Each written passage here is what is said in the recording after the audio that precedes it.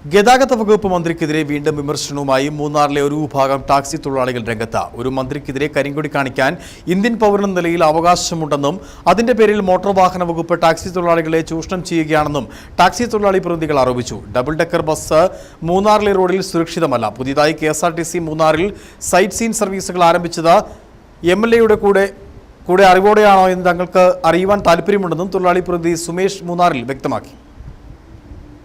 ഇവിടെ ടൂറിസം വികസനത്തിന് ഞങ്ങൾ ആരും എതിരല്ല. ടൂറിസം വികസനം എന്ന് പറയുന്നത് ഇവിടെ ഒരു നല്ല റോഡ് വേണം, ഒരു ബസ് സ്റ്റാൻഡ് വേണം, ഒരു വാഷ്റൂം വേണം, എസ്റ്റേറ്റ് മേഖലയിലെ റോഡുകൾ നന്നാക്കണം, എസ്റ്റേറ്റ് മേഖലയിലെ ലൈൻസുകൾ, അതായത് ഇപ്പോഴും തോട്ടം തൊഴിലാളി കിടക്കുന്ന ഒരു ബെഡ്റൂമുള്ള ഒരു ലയത്തിലാണ് കിടക്കുന്നത്. ആ ലയങ്ങൾ ശരിയാക്കാതെ ഇവിടെ എന്താണ് വികസനം എന്നുള്ളത് ഞങ്ങൾക്ക് മനസ്സിലായിട്ടില്ല. ഇവിടെ ഇപ്പം നമ്മുടെ ബഹുമാനപ്പെട്ട ഗതാഗത വകുപ്പ് മന്ത്രി വന്നു, അദ്ദേഹത്തിന് കരിങ്കൊടി കാണിച്ചെന്നും പറഞ്ഞ് ഇവിടെയുള്ള നമ്മുടെ ഡ്രൈവർമാരെ മുഴുവൻ ആൾക്കാരെയും ചൂഷണം ചെയ്തു. എന്നാൽ മൂന്നാറിലെ എത്ര വാഹനത്തിന് ബുക്കും പേപ്പറും ഇല്ലാതെ പിടിച്ചു എന്നുള്ള കണക്കില്ല.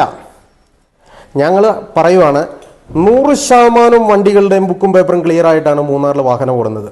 നമ്മുടെ ഗതാഗത വകുപ്പ് മന്ത്രി കരിങ്കൊടി കാണിച്ചു എന്ന് പറഞ്ഞു. ഒരു ഇന്ത്യൻ പൗരൻ എന്നുള്ള നിലയ്ക്ക് ഒരു ഡ്രൈവർമാർക്ക് കരിങ്കൊടി കാണിക്കാൻ പാടില്ലേ? സൈറ്റ് സീന് വേണ്ടിയിട്ട് ഡബിൾ ഡെക്കർ ബസ് ഇട്ടു.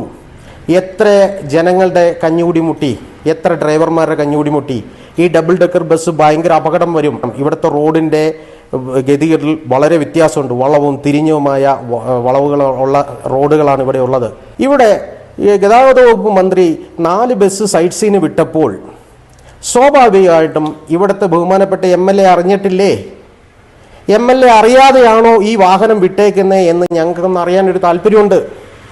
കാരണം ഇവിടുത്തെ പ്രാദേശിക കാര്യങ്ങൾ നോക്കുന്നത് ഇവിടുത്തെ ബഹുമാനപ്പെട്ട MLA ആണ്.